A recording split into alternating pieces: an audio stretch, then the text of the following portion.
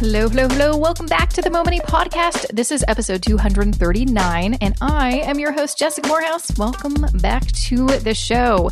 I feel like I've been having a lot of guests on, and I still have some more guests coming up who have been on the show before, but honestly, like years before. So if you're new, then this is new to you, new guest to you. But if you're a longtime listener, hey, thanks for staying around for like almost 5 years. We're almost at the 5-year anniversary of the Mo Money Podcast, which is so exciting. But I wanted to have my pal, Preet Banerjee, on the show. In case you don't know Preet, you haven't listened to episode 17 back in 2015. He is a very well-known keynote speaker. He's a management consultant. He's a personal finance commentator, and he's also the author of one of my all-time favorite personal finance books, Stop Overthinking Your Money. The last time I had him on the show, he was one of my first ever guests. He was on episode 17, September 8th, 2015 is when that aired. Yeah, a long time ago. And we kind of mentioned it in the show too. When I originally started the podcast, my idea was, I'll just have people over in person. It sounds better quality and stuff like that. And yes, when I didn't mess it up, because sometimes I was a technophobe. But he actually came to my old crummy apartment and was so nice. And we did it live. And it's a great episode. Definitely check it out. Episode 17, go to jessicamorehouse.com/17 to check that episode out. But I have him on this show because a lot has happened since 2015. And also a lot is happening right now. We're still in the middle of this pandemic, and a lot of relief programs in Canada have been created. And he's been creating so much amazing content, especially videos on his YouTube channel about the different relief programs. So we are going to dive deep into the Canada Emergency Response Benefit, CERB, but no one else calls it CERB, so CERB, if you will, the Canada Emergency Commercial Rent Assistance. It could be CECRA or just CECRA. No one calls it CECRA. I'm sure no one calls it CECRA. The Canada Emergency Student Benefit, which is very new, CESB. I think it's just going to be called CESB. And then lastly, the Canada Emergency Wage Subsidy, CEWS. CEWS. No one's going to call it that. It's just CEWS. I always wanted to make these things happen. I really wanted CERB to happen, and it never happened. Just like Fetch, right? Fetch is not going to happen. Don't make it happen. So it is what it is. So we're going to dive deep into what is going on with all these things, how you can potentially benefit.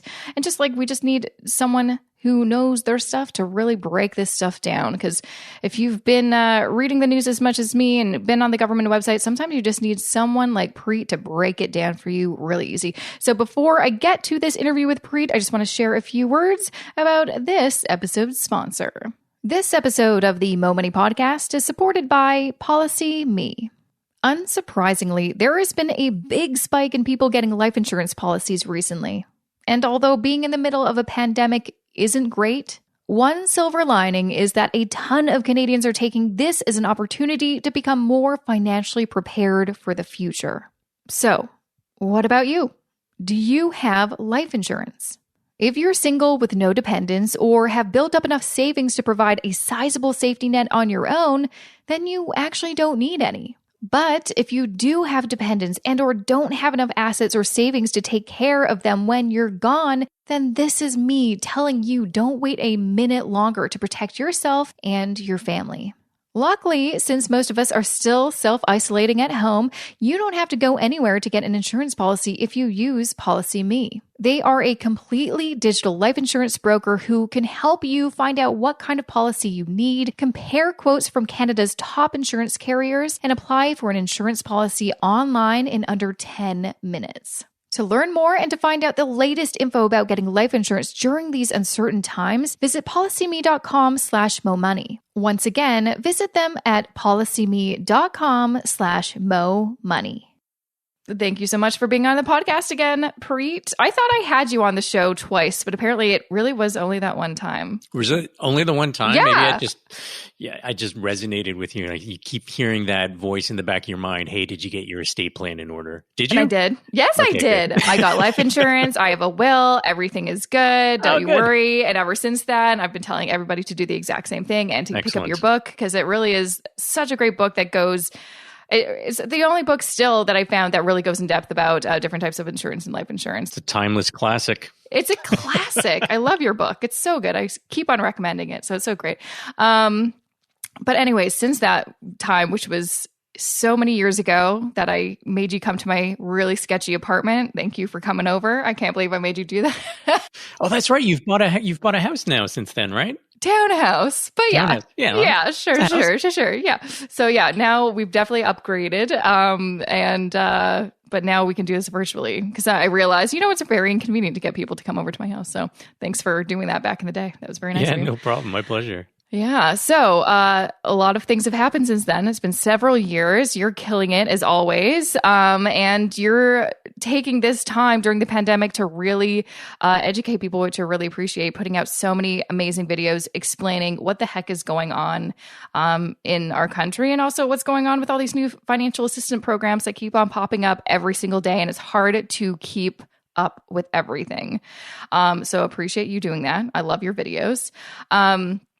And well, I've always loved your videos because you've always been putting out some really great videos on everything. But I appreciate this because there's so much confusing. I've been getting so many questions about all these different financial assistance programs, and some of the situations I'm hearing, I'm like it seems pretty clear in my view, especially with the CERB or CERB or whatever you want to call it. For me, I'm like, the guidelines look pretty, I'm like, I get it. I think I know who qualifies and doesn't qualify, but I've been getting some of the most random situational questions. I'm like, I don't know. What are some of the most typical questions you've been getting about some of these financial assistance questions? We'll just kind of start like that. Yeah. I mean, it's weird. This has been going on for, 6 weeks, but it feels like 6 months. And it's amazing how fast things change, including all the information. And one thing that I think helps to sort of frame the situation as to why there's so many questions is that the speed and size of these programs are unprecedented. And so getting them out there, you don't have the luxury of, taking a scalpel and really sort of fine tuning these programs. You have to take a saw and just get it done. And that means that there's a lot of people who fall through the cracks. There's also the process of actually enacting legislation. So when you hear about these proposals, oftentimes they start as just that, proposals. And then to actually become a bill that's passed, it's quite a rigmarole. And it has to pass 3 readings in the House of Commons, then 3 readings in the Senate, and then has to receive royal assent. That's normally a process that takes, weeks and weeks and months. And in some cases, they're getting this done in one day. And there's a lot of legislation that changes once it goes through these readings and it's debated by parliamentarians. So what starts out as a proposal can actually end up being a little bit different by the time it's actually enacted. And that's been one of the reasons why there's been so many questions and confusions and lack of clarity, because part of the strategy is float an idea out there and let's see what the feedback is from the business community, individuals, and see where all the things are that we've missed that need to be addressed. And then let's address them before I actually pass the bill. So the first thing that was kind of announced was that Canada Emergency Response Benefit, the CERB or CERB, depending on, whatever you like to. Yeah, it's not sort of like written down somewhere. Here's the official pronunciation of this acronym. So that started. And actually before that, there was 2 separate measures that never saw the light of day, and they got kind of amalgamated into this one comprehensive CERB benefit. So that was a source of confusion. And a lot of the questions that I've been getting have been surrounding, do you have the choice between employment insurance and the CERB? And there's some situations where the CERB pays a lot more than what you would have been entitled to with EI. But there are some cases where if you had the maximum benefit for employment insurance, the CERB paid a little bit less, like almost $300 a month less. And so a lot of people thought, well, maybe I can just choose which one I want. And then depending on whether you were eligible for EI or not eligible for EI, there was a slightly different portal to access and apply for those benefits. And that led to a situation where people applied twice by mistake, and honest mistake. They weren't trying to be devious, and they ended up with double payments on the first day that they got their direct deposit. So yeah, there's been just a lot of confusion about just the details of these programs. Mm-hmm. What I've actually been appreciating, because I made a video on it a little while ago, and it was before it was like just like a day after people could start applying for it. And so many changes have happened since then. But a lot of the questions are really just about, am I eligible? And honestly, it's kind of nice to see like so many Canadians being like, I want to make sure I'm doing it right. Like, I feel like other country, other people would be like, well, give me that money. But they're just like, I just don't want to get in trouble. Like, that's the most Canadian thing I've ever heard of. It's true. And a lot of this is sort of based on the honor system, because what they're doing is they're asking you to attest that you meet the eligibility criteria. So they're not actually doing the checks right now. But what that means is that they are going to do it down the road. And I have a feeling for especially the businesses, some of these support measures for businesses are going to be scrutinized a lot more heavily, because there's a lot more money involved on a case-by-case basis. Like in some cases, some companies are going to get hundreds of thousands of dollars, in some cases millions. And so they're going to really check those more closely. And it looks like there'll be penalties, potentially fines for businesses, but for individuals, they're basically saying, listen, if we find out that you weren't in fact eligible, then you're just going to have to pay it back. But it doesn't look like there'll be any fees or penalties, assuming that there's nothing like, grossly deviant about, the behavior of people, which again, I don't think is the case. No, exactly. So that's what I've been telling people. It's like, if you aren't sure if you're eligible, just be prepared that you may have to pay it back at some point. Maybe like when you file your taxes or something. We have no idea. But there's a lot of people too, they're like, I got a, double payment or accidentally, and how do I pay it back? And there's literally no way to cancel it or pay it back right now that I can find. You can actually, there's a couple of things you can do. So if you got a physical check, you can actually mail it back. There you go. And apparently on I think it's May 11th, there's going to be a function inside either your Service Canada account or your MyCRA account where you can elect to make a repayment and have it set up online. Right now, if you got direct deposit and you wanted to send back an overpayment and it was an overpayment, then there is a process. I forget the link, but it'll tell you what to put on the check. And you, of course, have to make sure that it's because you are making a repayment of the CERB and whatnot. So there is a process right now. But again, if you wait just a week or two, there's probably going to be an online process to make it a little bit more easy. Yeah, that sounds like a way better situation. So let's talk a little bit about eligibility for the Canada Emergency Response Benefit. It has changed since it first launched to make it a little bit more accessible to people. Do you want to kind of break down some of the key criteria for that benefit so people just have an idea? But what I also tell people is there is a section on the government's website where it's like questions and answers. Oh my gosh, go to that, because there's so many different situations that they answer your questions. Yeah, absolutely. So the benefit itself is $2,000 per 4-week period, which is slightly different than per month. But that is kind of important when it comes to budgeting, especially if you're really on the edge. That being said, there are currently, I think, 7 eligibility periods. You can qualify for up to 4. And that's what it is now. Those could change if there's a second wave or what have you. Who knows, right? All this might go out the window.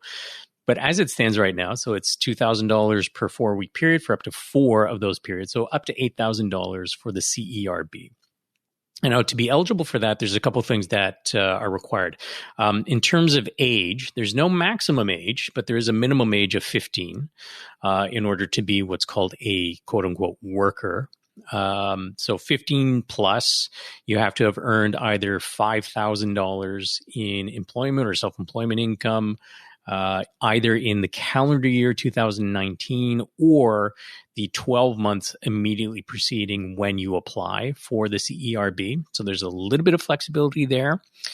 You have to have stopped working as a result of COVID-19. So there's a couple of ways that can happen. That does not require that you get laid off. It doesn't require that you can be let go from your job. It may be that your employer doesn't have the money to pay you.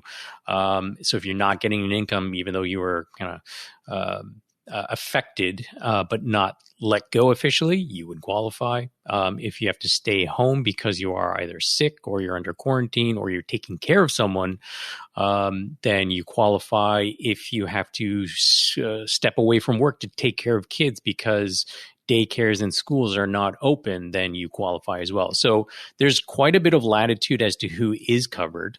And those are kind of the main criteria. Mm-hmm. Yeah, no, those are great. Some of the situations and questions I've been seeing a lot of is people that are still working but don't, because one of the criteria that makes you ineligible is you cannot quit your job, you cannot voluntarily leave your job. And unfortunately, it seems like a lot of people are like, I don't feel safe in my job, or there's someone at home who is who I don't want to infect if I get the virus. Can I, get the CERB? And honestly, from what I see, I don't know if lots of those people qualify. Yeah, one question that I've been getting from a few people is, what if my employer says I have to come to work, but they are falling afoul of the rules? They're supposed to have closed down, they're not supposed to do that, or they're providing an unsafe work environment. So this is where it gets really tricky. So what I've seen some people do is obviously contact an employment lawyer, and they would suggest, okay, there's a process where you need to follow in order to follow the appropriate steps. First step is probably contact your employer and say, hey, listen, I don't think it's safe. Can I either work from home or can I take a leave? And they may agree to that. If they're being combative and they say, nope, you gotta come in and work or whatever, then there's actually a process where you basically make an official complaint. Someone has to come in eventually from the government to do an assessment to see if they're violating the workplace standards and whatnot. But all of that, could take a long period of time. And so what I've been hearing people doing is they're saying, all right, well, I'm going to do what I can do to ensure that, if they are not following the rules, I don't have the time to wait. I'm just going to stay home and apply for the CERB, and they're getting their payments. The reconciliation comes later. And this is one of the issues of, not having everything spelled out for every eventuality in every situation is there's a lot of uncertainty. So some of them are just taking the approach that, okay, well, I'll keep in mind that I might have to pay this back. But in terms of wanting to be away from an environment which I think is unsafe, I think I've taken the appropriate measures. I think I should be entitled to it. But they're hedging their bets by just sort of keeping in mind that they might have to pay that back down the road. So yeah, it's tough. It is really tough. I want to move on to a new benefit that I think is great because a lot of people that were falling through the cracks were students, which, this is at the beginning of this has kind of reminded me of when I graduated university. I'm like, we were in 2009, not a great time, but it's different in that I was still able to find some work, not the work that I wanted, but it's like if I wanted to get just a, part-time job at a store somewhere, I could get that. You can't really do that right now because everyone is shut down. So students are really feeling it in a different way. But so now there's the Canada Emergency Student Benefit. It's not available yet as of the recording of this date, April 30th, but it will be.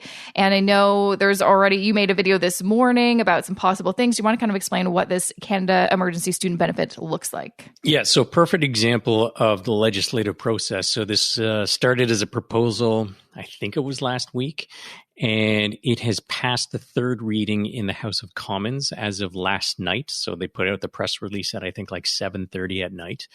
And so now it has to go to the Senate, but the Senate doesn't sit again until tomorrow. Now, it seems that it is likely at this point that all the debate has taken place and it's just a formality to get it passed through the Senate. So what's changed versus the original announcement? The original announcement was it would be a benefit of $1,250 per month for post-secondary students or eligible students for up to 4 months. And there was an additional benefit for students with dependents. So if you had a kid, for example, or students with disabilities, they would have originally received $500 more per month. So it would have been $1,750 per month.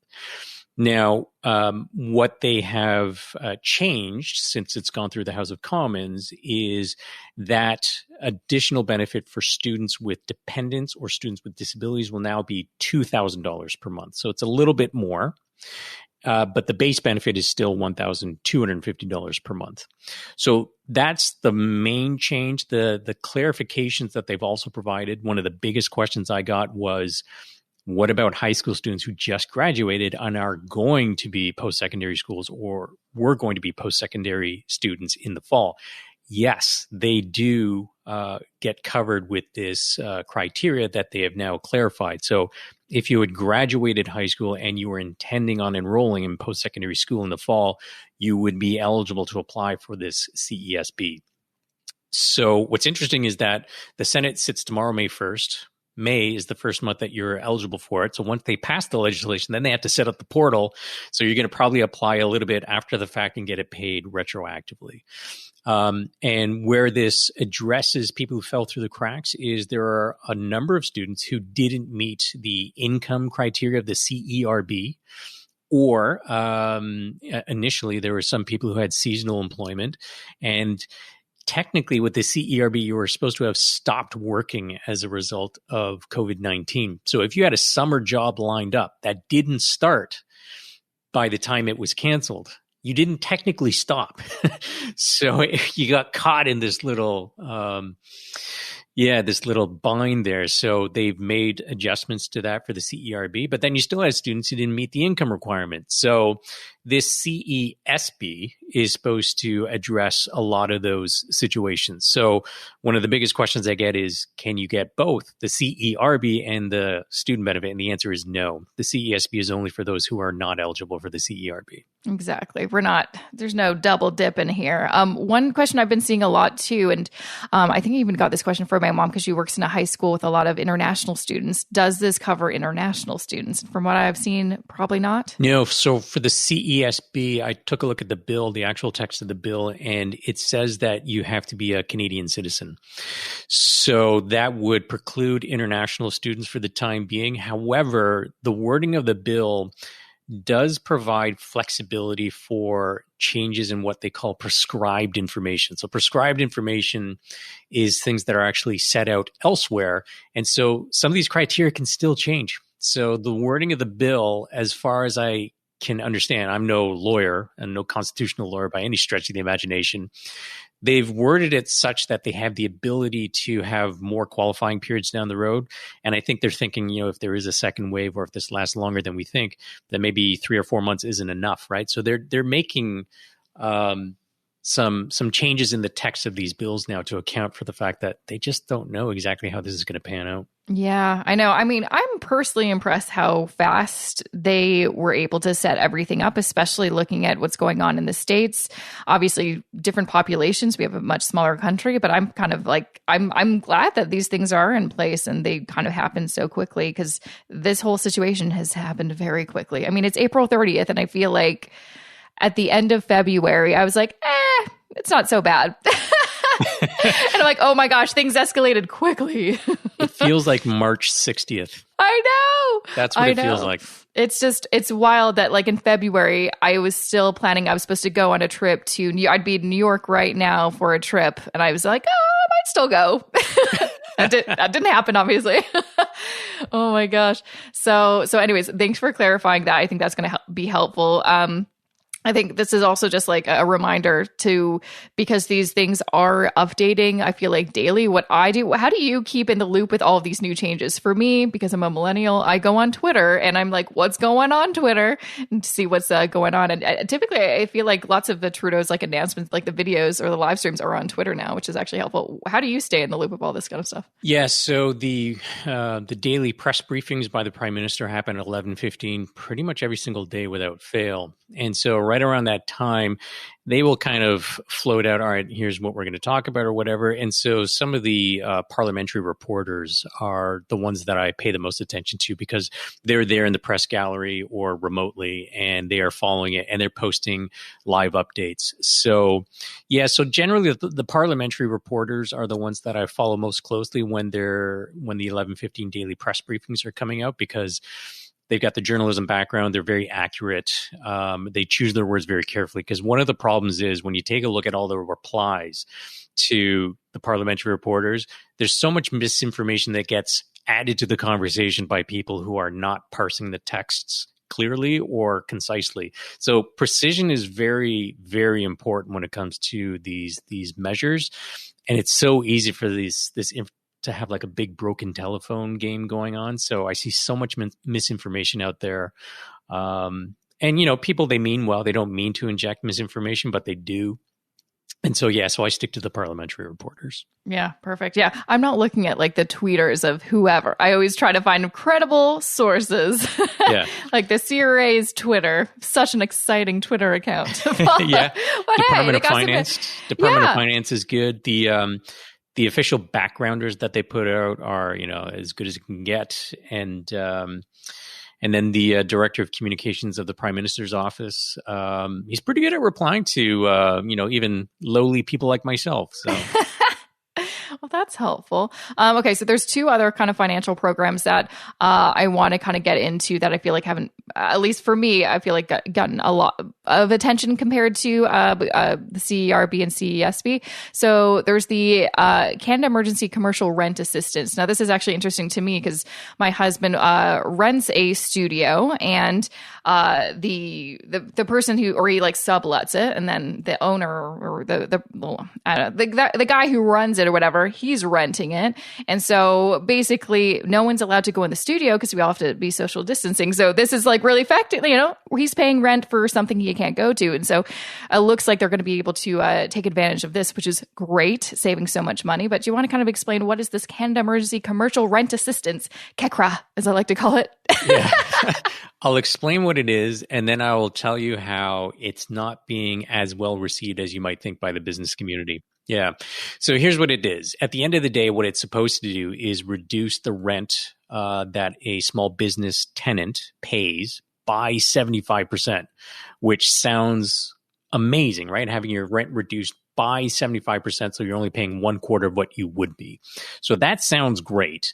And the mechanics of how it works, it's a three-way agreement. The landlord basically has to apply for the program. And the way it works is they apply, the government will pay basically 50% of the rent. The landlord has to agree to reduce the rent by 25%. So the landlord gets 25% less. They get 25% of the rent from the tenant. So the tenant pays 75% less. They only pay 25% of what they normally pay. The government essentially is paying the 50% balance, and the landlord is eating 25%. So they have to agree to that. And the qualification criteria is that the small business had to have suffered a revenue loss of 70% or more. So that invalidates a number of businesses who were very eager about this rent relief. And it's also subject to the landlords applying. So ultimately, it looks like the landlords have the decision. And there was a poll that I just saw this morning that surveyed a bunch of small business tenants. And they said, have you met the criteria for 70% drop? And they're like, not quite. Sorry. So they're invalidated. And then they asked, what do you think about your landlord? Are they going to apply for the program? And I forget the percentage, but a not insignificant number said, no way are they applying. And then a large number said, I am not sure if they're going to apply. So it's one thing to meet the criteria. It's another thing to actually get access to the program if it's dependent on someone else. And so, this is kind of like a cynical way of thinking of things. But if you are a landlord and you want to pay a little bit less rent, maybe you just want to negotiate your own agreement where it gets paid back later. In this case, you're just getting a reduction for a certain period of time and you're sort of eating it. Those 50% loans from the government, by the way, are forgivable. That's one of the key factors as well. And you also have to agree to not evicting your tenant during the time that this agreement is in place. So it sounds great. And I think that the businesses that can take advantage of it are going to be happy. But the snafu that these businesses fell into is, as you described, if you are mandated not to be open and you still have to pay rent, that rubs people the wrong way. So they feel like they're really stuck in this bad situation. So it remains to be seen how many people will actually be able to take advantage of this program. Again, I think it was a poll from the Canadian Federation of Independent Businesses. They surveyed a number of their members, and it was a surprisingly low number of people, small businesses, who think that they'd actually be able to take advantage of that.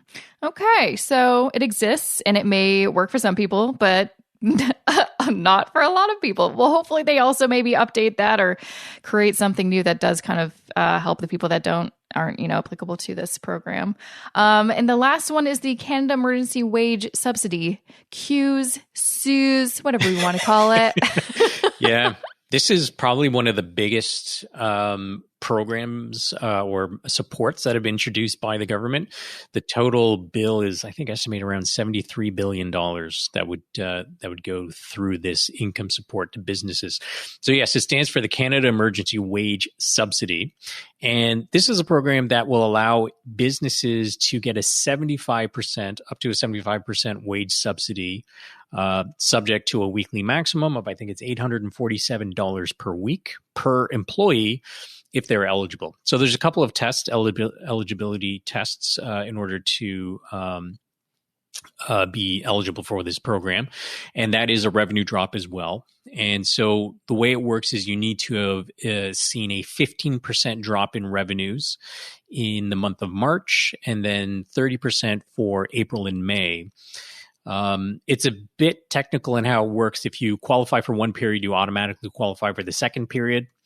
So it's possible that you only qualify for the revenue drop in 1 month, but you get 2 months worth of wage subsidy.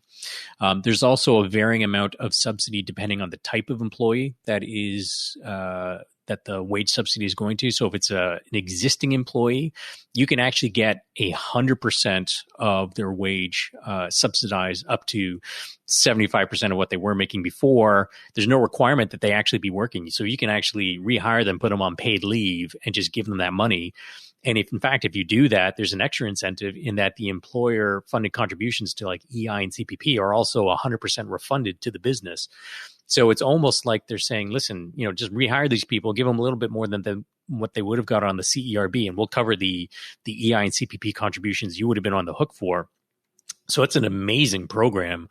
And again, there's different eligibility criteria. If you are, for example, a business owner and you think, oh, you know what, I'm going to use this subsidy to hire my cousin or my kid or whatever, you can't necessarily do that. There's some pretty strict criteria around it, but it's a massive program. Yeah, no, it sounds good. And one of the things I've been seeing online too is I think people that don't maybe understand the program too much is, especially employees, are like, oh, I don't want to get my wages, subsidy, or I don't want to continue working. I want to be just getting this benefit from the CERB. But it sounds like this might actually be better potentially. You may be able to make a little bit more and still not work potentially if your employer's like, no, I'm just going to put you on paid leave. Yeah, absolutely. So with the CERB, you're getting effectively $500 per week. That's taxable.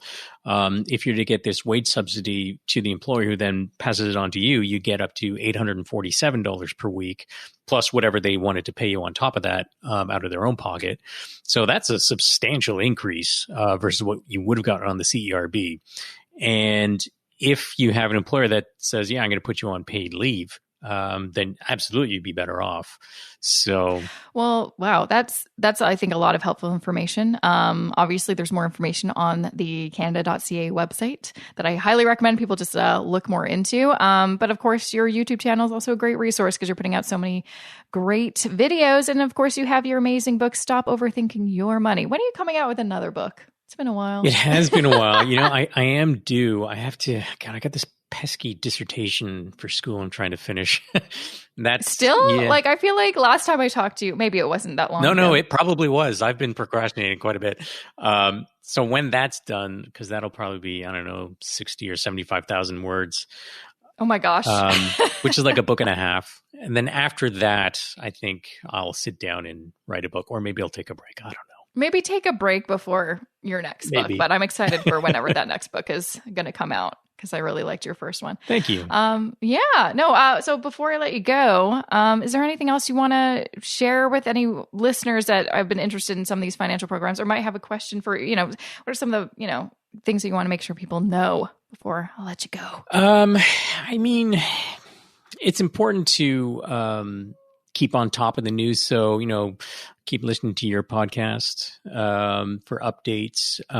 If they have questions, Twitter, YouTube, and what have you. I don't really have. I'm horrible at self-promotion, so. Well, I'll just do it for you. Follow Preet. He's the best. Thanks, Jess. You're welcome. Well, thanks so much for taking the time to join me again. I'll have you back on once you finish that second book, whenever that happens. Couple years. Couple years. I'll give you a couple of years. Okay. And I'll bug you. Well, thanks so much again. And hopefully see you soon. And I'll be following you on the Twitter and the YouTube. Thank you. And that was episode 239 of the Mo Money Podcast. Make sure to check out the show notes, jessicamorehouse.com/239. Also, check out Preet. Follow him. You can find him at Preet Banerjee on Instagram and Twitter. You can find more information about him on his website, preetbanerjee.com. Make sure to grab a copy of his book that I couldn't stop talking about. Still a huge fan all these years later since he put it out. It's called Stop Overthinking Your Money. It is so, so good. It is just so good.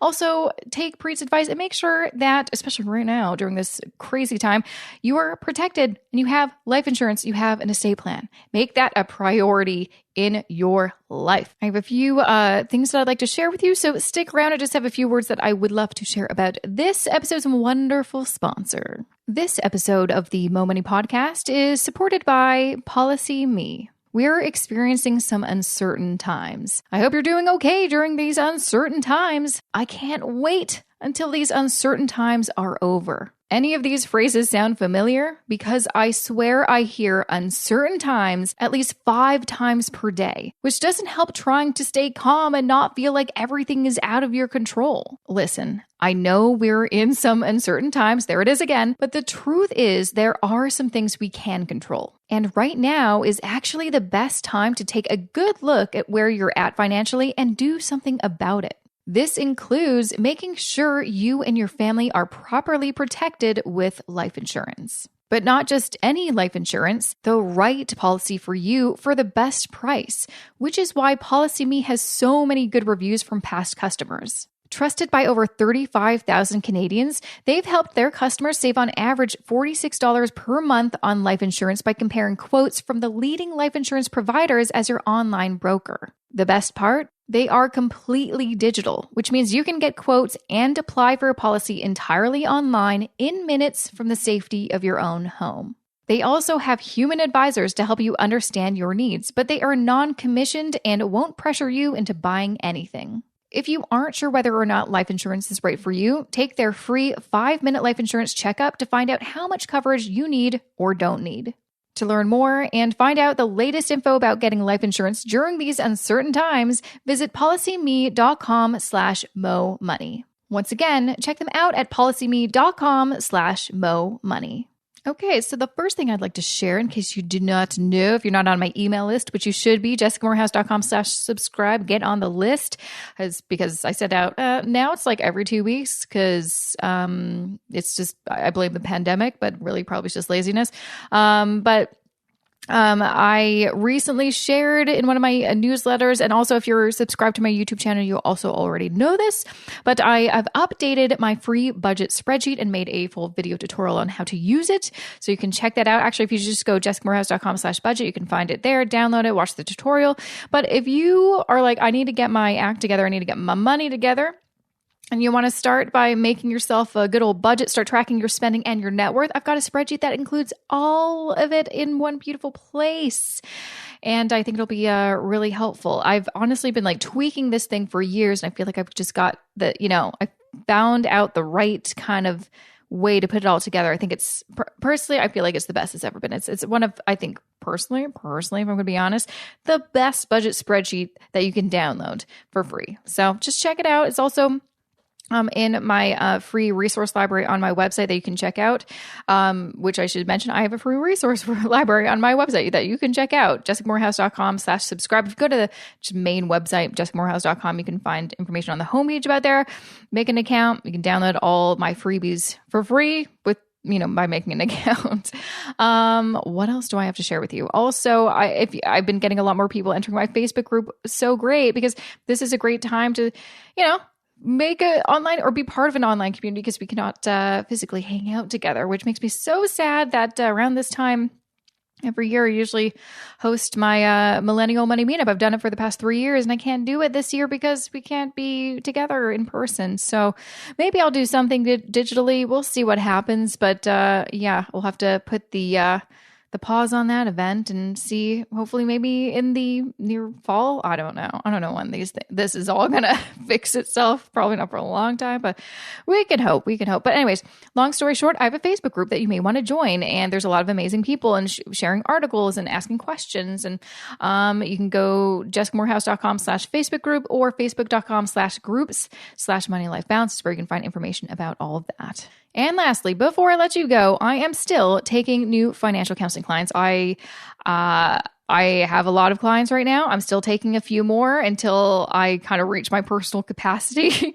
It's been such an amazing experience helping so many different people in different situations. And if you are looking for some guidance with your own personal finances, I can help you with that. So you can sign up for a free discovery call, get me on the phone with you to chat and see if my services are right for you, if I can help you with your situation. jessicmorehouse.com/financial counseling. Or I think if you go /discovery call, if you just go to my website, there's also a counseling page where you can find more information, or you can just email me straight up, jessica@jessicamorehouse.com. I can give you some info about that. But I feel like no matter what, if you work with me or not, someone else, I also have a full recommendations page on my website. So if I'm not the right fit, there's other fee-only planners that I have a list for if you want to check them out.